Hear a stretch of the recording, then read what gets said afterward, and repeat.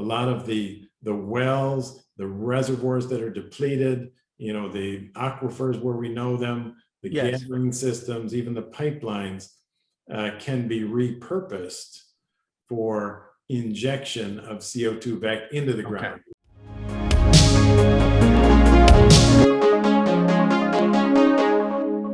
So what should the gas industry, the natural gas industry, do to ensure first it helps manage the carbon footprint, right? That is a consequence of the production of natural gas, transportation, and consumption of natural gas.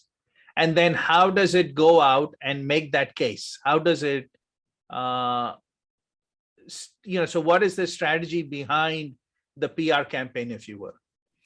Well, good question. I think, that probably deserves a broader discussion. Yes. But part of it is the cleanliness, the industry, the AGA used to have a slogan, America's environmentally friendly fuel.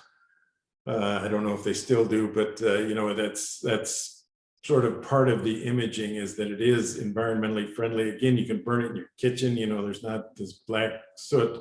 But there is more that the industry could do.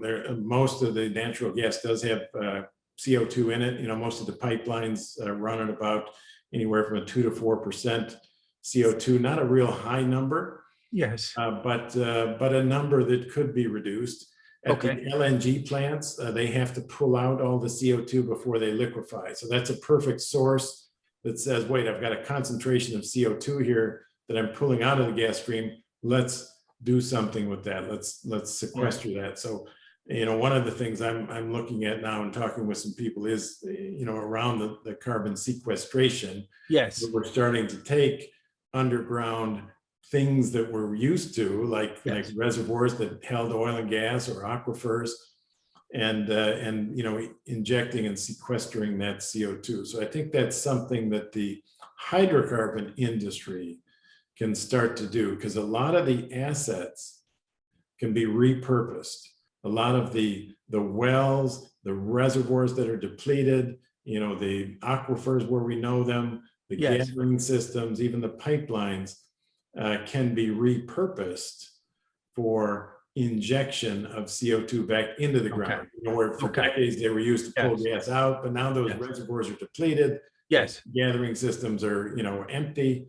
Let's start to repurpose those hydrocarbon assets to capture this CO2 and start to address it. I think, you'll find too that, Europe is getting very sensitive on the issue.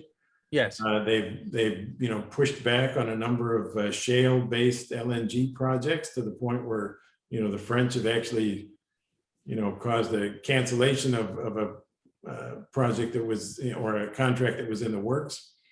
You saw Cheniere sell a cargo to Shell that was a green LNG cargo, and the way it was green is Shell sold them, carbon credits. So I think you're starting to see those buyers say, well, wait a minute, I want to buy clean, green LNG. I've got some carbon credits. You're going to have to buy those in order to sell me that.